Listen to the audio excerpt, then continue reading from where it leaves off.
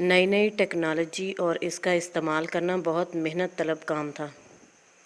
तुम्हें पता तो है आजकल की सूरत हाल का। सारी टीम के साथ हर वक्त अलर्ट रहना पड़ता है। मैं ख़ुद बहुत थक जाता हूँ, मगर ये करना भी ज़रूरी है। फैसल ने हमेशा की तरह उसे नरमी से समझाया था, मगर आयशा कुछ भी सुनने को तैयार नहीं थी। मैं तंग आ गई हूँ फैसल, आपके पास अपनी फैमिली के लिए कोई वक्त नहीं है, आयशा ने शिकवा किया था। मैं ये सब किसके लिए कर रहा हूँ यार? अपनी फैमिली के लिए ना। अच्छा, मैं कोशिश करूँगा कि शादी वाले दिन ज़रूर पहुँच जाऊँ। प्लीज़ अब तुम मूड ठीक करो। फैसल ने उसे बहुत मुश्किल से राज़ी किया था। आयशा उसकी बात सुनकर चुप कर गई। अपनी जगह वो भी मजबूर था। वक्त तेज़ी के साथ गुजरने लगा। बच्चे स्कूल जाने लगे, जिनकी ज़्यादातर जिम्मेदारी भी आयशा के सर थी। फैसल ने उसे गाड़ी ले दी थी कि उसे कहीं भी आने जाने या बच्चों को ले जाने में कोई मसला ना हो, मगर आयशा फिर भी दूसरों को देख देख कर जलती कुड़ती रहती। वो अपना मवाजना हर बात में दूसरों से करती। अपने मेके में अपनी भाभियों और बहनों को देखती, या कभी अपने ससुराल में सबको देखती जो आउटिंग पर मिलकर जाते हैं, ख़ानदान में होने वाली तकरीबात में शरीक होते हैं। उसे वो सब लोग खुद से ज़्यादा खुश नसीब लगते थे, जबकि दूसरी तरफ सब लोग उसकी किस्मत पर रश्क करते, एक दूसरे को उनका नाम लेकर मिसालें देते कि दोनों में कितनी अंडरस्टैंडिंग और मोहब्बत है, दोनों कितनी खुशी और आज़ादी से रह रहे हैं, जबकि वो ससुराल के झंझट और मसलों से बाहर नहीं निकल सकते। फैसल जिस तरह उसके बनाए मामूली से मामूली खाने की तारीफ़ करता, उसकी मेहनत को सराहता, वो सब ख़वातीन हैरान रह जाती थीं कि अक्सर शोहरों के सामने आला से आला खाना भी बना कर रख दो तो वो सिर्फ़ रग़बत से खाते ही हैं। तारीफ़ के दो लफ्ज़ बोलना भी उनके लिए दुश्वार होता है। असल मसला ये है कि हम सब एक दूसरे को आईनों में अपना चेहरा दिखना चाहते हैं, जबकि जो आईना हमारे हाथ में और सिर्फ हमारा होता है, हम उसे मामूली जानकर किसी कोने में डालकर सारी ज़िंदगी बेचेहरा और अधूरी शक्लों के साथ गुजार देते हैं। दूसरों की ज़िंदगी का अक्स कभी कभी हमारी ज़िंदगी से जुड़े चेहरे से खूबसूरत नहीं होता, मगर सिर्फ हमारी सोच की वजह से हमें लगता ज़रूर है। यही हाल आयशा का था। दूसरों के अक्स को देखते हुए वो अपनी ज़िंदगी का असल चेहरा गंवाने लगी थी। रोज़ बरोज़ फैसल की बढ़ती मसरूफियात से वो चिढ़ने लगी थी। ये चिड़चिड़ाहट अब रोज़ के बहस मुबासे में तब्दील होकर तल्ख़ कलामी में ढल गई थी, मगर वो दोनों एहतियात करते थे कि बच्चों के सामने उनके इख्तलाफ ना आए। वो दोनों बच्चों की तालीम और तरबियत के मामले में बहुत ध्यान से चल रहे थे। कल रात आयशा बहुत गुस्से में आकर फैसल को घर छोड़ने की धमकी दे चुकी थी। फैसल भी रोज़ रोज़ के लड़ाई झगड़ों से तंग आ गया था। आयशा किसी भी तरह वो था कि बीवी और नौकरी के दरमियान फंस कर रह गया था। हेलो नाइला, तुमने कैसे याद कर लिया आज? शादी के बाद तो तुम गायब ही हो गई हो। आयशा की पुरानी दोस्त की काफ़ी दिनों के बाद कॉल आई तो वो प्यार से शिकवा करने लगी। जवाबन नाइला की खोखली हंसी गूंजी थी। बस क्या बताऊं तुम्हें, घर, बच्चे, शौहर और फिर जॉब। अपने लिए भी वक्त नहीं मिलता है, किसी और की क्या खबर रहनी है। नाइला ने थके हुए लहजे में कहा था। मगर जॉब करना तो तुम्हारी अपनी चॉइस है ना? आयशा ने इशारे से दानिया को सबक याद करने का कहा और उठकर उनके कमरे से बाहर निकल आई। ये दोनों बच्चों के पढ़ने का वक्त था। दोनों को होमवर्क करने में मसरूफ़ देखकर वो टेरेस पर चली आई। वो अंदर से इतनी भरी हुई थी कि उसका दिल भी सब कुछ भूल कर अपनी दोस्त से बातें करने को चाह रहा था। पहले चॉइस थी, फिर मजबूरी बन गई है। बच्चों की स्कूलिंग और बढ़ते हुए अखराजात, सब कुछ अली की तनख्वाह से पूरा नहीं हो रहा, इसलिए मुझे भी उसके साथ चलना नहीं, भागना पड़ रहा है। तुम जानती हो आयशा, जब एक औरत घर की फुल टाइम जॉब को छोड़कर अपनी आज़ादी और हकूक़ की खुद साख्ता जंग लड़ने के लिए मर्द के शाना बशाना चलने और काम करने की बात करती है, तो ऐसी औरत को ये याद रखना चाहिए कि उसे मर्द का साथ देने के लिए तेज़ रफ्तारी से चलना नहीं, अंधाधुन भागना पड़ेगा। मर्द के साथ बराबरी का असूल तभी लागू होता है जब अपनी अपनी जिम्मेदारियों को समझते हुए, अपने अपने दायरा कार में रहते हुए एक दूसरे की इज़्ज़त और एहतराम किया जाए। मगर हम इस बात को समझने के बजाय एक दूसरे को नीचा दिखाने और मात देने में ज़ाया कर देते हैं। आज नाइला अपनी 10 साला अज़दवाजी ज़िंदगी का निचोड़ बता रही थी। आयशा का दिल अफसुर्दा हो गया। अगर तुम खुश नहीं हो तो जॉब छोड़ दो। अली भाई से कह दो कि घर चलाना उनकी ज़िम्मेदारी है, तुम्हारी नहीं। आयशा ने जज्बातीपन से कहा। यह सब इतना आसान नहीं है। سب مرد فیصل بھائی کی طرح نہیں ہوتے ہیں میری بہن، جو اپنے بیوی بچوں کو ایک بہتر لائف سٹائل دینے کے لیے اور ان کی سب خواہشات پوری کرنے کے لیے کولہو کے بیل کی طرح دن رات کام کر رہے ہیں۔ تو تم جانتی ہو نا کہ ان کا کام کتنا ذہنی اور جسمانی مشقت رکھتا ہے، ہر وقت ہائی الرٹ، کسی وقت بھی ایمرجنسی۔ ہمت ہے ان کی۔ نائلہ کے کہنے پر عائشہ ٹھٹک گئی، اسے کچھ کلک کیا تھا۔ ہاں یہ تو ہے، مگر وہ فیملی کے لیے وقت نہیں نکال پاتے، بچے بھی ان کی کمی محسوس کرتے ہیں، عائشہ نے سرسری سے لہجے میں کہا تھا۔ کم مان یار، کیا بچکانہ باتیں ہیں یہ؟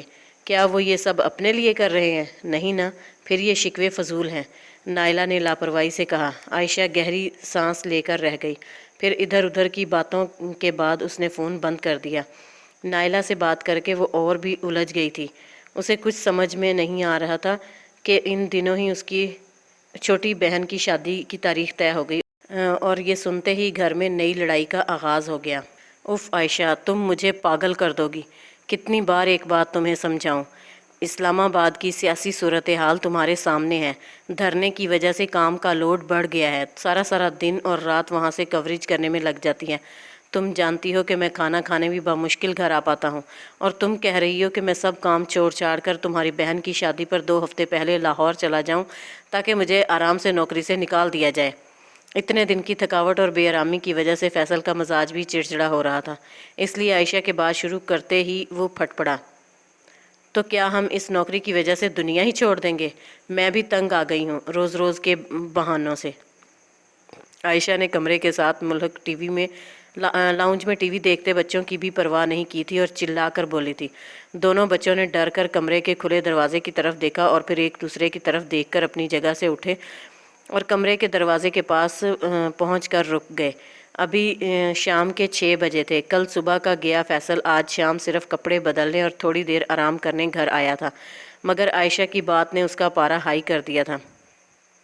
تو کس کے لیے کر رہا ہوں میں یہ سب کچھ؟ کبھی یہ سوچا ہے کہ میں اپنی تفریح اور خوشی کے لیے کیا کرتا ہوں؟ اپنی صحت پر کتنا دھیان دیتا ہوں؟ دن رات تم لوگوں کے لیے محنت کر رہا ہوں، مگر پھر بھی 2 گھڑی کا سکون نہیں، فیصل نے تھکے ہوئے لہجے میں کہا تھا۔ بس بہت ہو گیا ہے، یہ سن کر تنگ آ گئی ہوں۔ آپ دنیا کے پہلے اور آخری مرد نہیں ہیں جو کما کر لا رہے ہیں۔ میں نے فیصلہ کر لیا ہے، آپ اپنے کام کے ساتھ بزی رہیں، میں اور میرے بچے کل صبح ہوتے ہی لاہور چلے جائیں گے۔ آپ کی خاطر ہم اپنی خوشیاں قربان نہیں کر سکتے ہیں، نہیں رہ سکتی میں آپ کے ساتھ اور۔ کئی دنوں کا غصہ اور لاوا ایک دم سے راستہ پا کر باہر نکلا تو اپنے ساتھ بہت کچھ بہا کر لے گیا۔ فیصل نے کچھ کہنے کے لیے لب کھولے، مگر دروازے کے ساتھ لگے ڈرے سہمے نم آنکھوں والے اپنے بچوں کو دیکھ کر لب بھینج کر رہ گیا۔ سائڈ ٹیبل سے کار کی چابی اور اپنا والٹ اٹھایا اور پاس رکھی جیکٹ کو اٹھا کر بازو پر ڈالتے ہوئے بولا، تم ٹھیک کہتی ہو، تم کیوں میری خاطر اپنی خوشیاں اور سکون قربان کرو گی؟ یہ حوصلہ اور فرض تو صرف میرا ہی ہے اور میں ہی اسے اپنی آخری سانس تک نبھاؤں گا۔ بچوں کا خیال رکھنا، زندگی ہوئی تو پھر ملیں گے، فیصل نے تیزی سے کہا اور بچوں کے سروں پر ہاتھ پھیر کر باہر نکل گیا۔ اس کے لفظوں پر غور کرتی وہ بے ساختہ چونکی تھی اور دل پر ہاتھ رکھ کر اس کی سلامتی کی دعا کرنے لگی۔ دونوں بچے آ کر ماں سے لپٹ گئے تھے۔ لاہور جانے کے لیے بیگ تیار کر کے اس نے بچوں کو کھانا کھلایا، کچھ دیر ان سے باتیں کرتی رہی، پھر انہیں سونے کی تلقین کر کے اپنے کمرے میں چلی آئی۔ اسی وقت اس کے موبائل کی ٹون بجی، اس نے دیکھا گھر سے فون تھا۔ السلام علیکم عائشہ بیٹا، کیسی ہو؟ بڑے بھائی کی آواز سن کر اس کی آنکھیں بھر آئیں۔ معذرت اس وقت کال کی، مگر ٹی وی پر شہر کی بگڑتی صورتحال دیکھی تو رہا نہیں گیا۔ کب سے کوشش کر رہا تھا، مشکل سے فون ملا ہے۔ میرے خیال سے نیٹ ورک پرابلم کر رہا ہوگا، آخر سارا شہر ہی زیر عتاب آیا ہوا ہے ان دھرنوں کی وجہ سے۔ بڑے بھائی کی بات سن کر عائشہ کا دل دھک سے رہ گیا۔ اپنی تیاریوں میں وہ بھول ہی گئی تھی کہ شہر کی کیا صورتحال ہے۔ بڑے بھائی کو تسلی دے کر اس نے فون بند کیا اور فوراً فیصل کا نمبر ملایا، جو بند ملا۔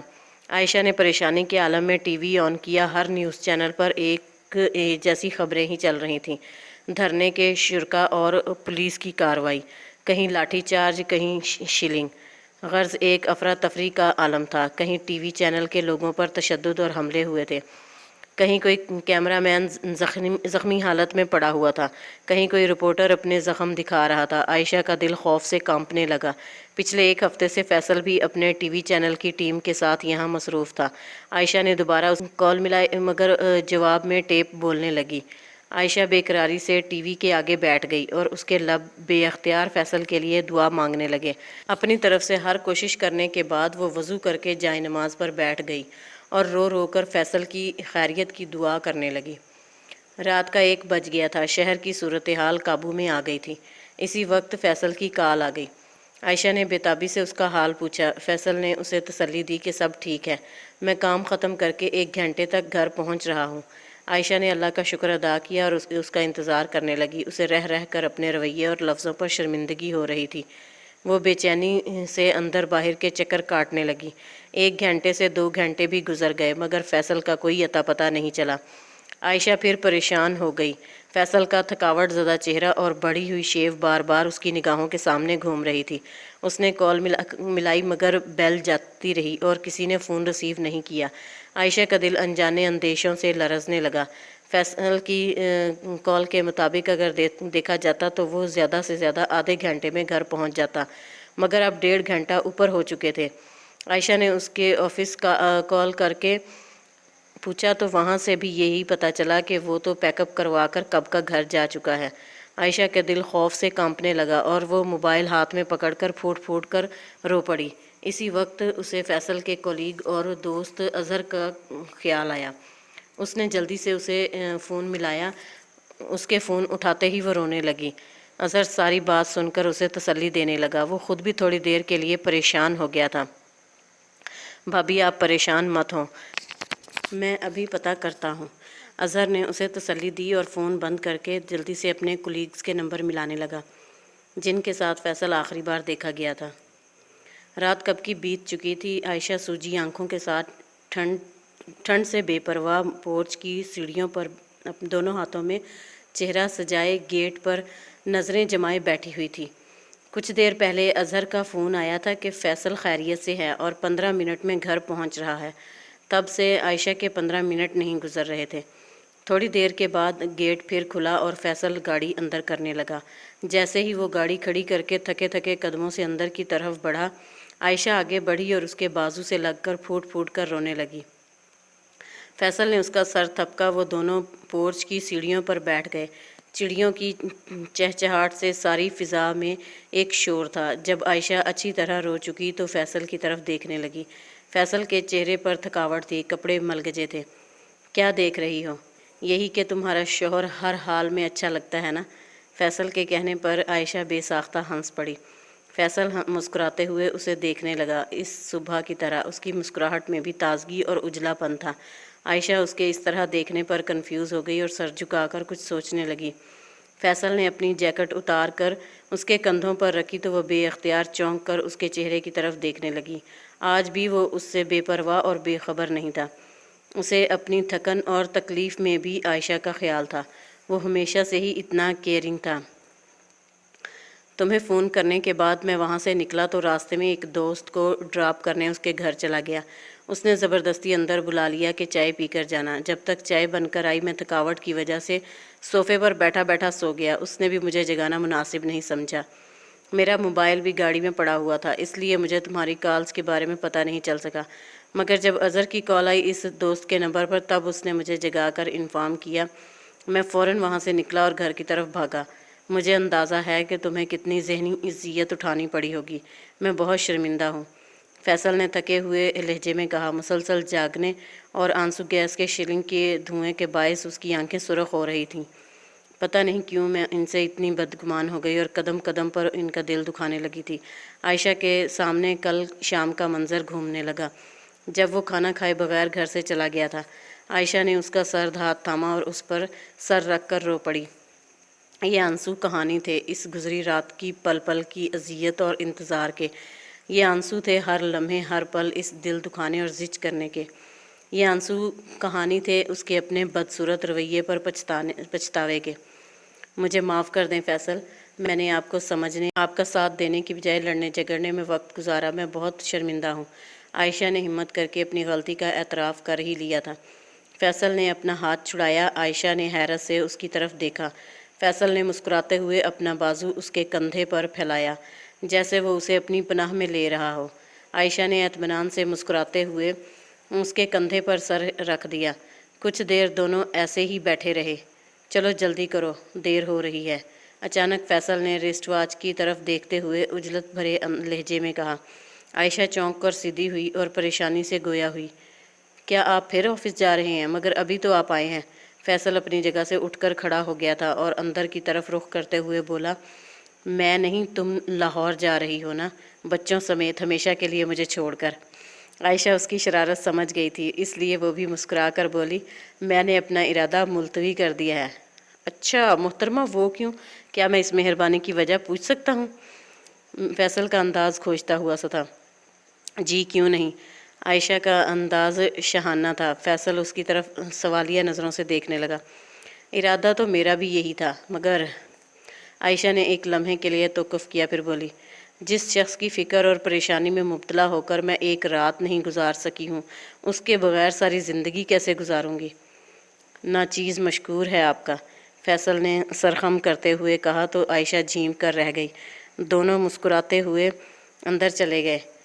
اجلے سویروں کے کسی گمنام کونے میں کھڑی وہ رات مسکرا رہی تھی، وہ رات جو محبتوں کے سب اجالوں کو اپنے ساتھ لائی تھی ہمیشہ کے لیے۔ اس کی بات سمجھنے کے لیے تیار نہیں تھی۔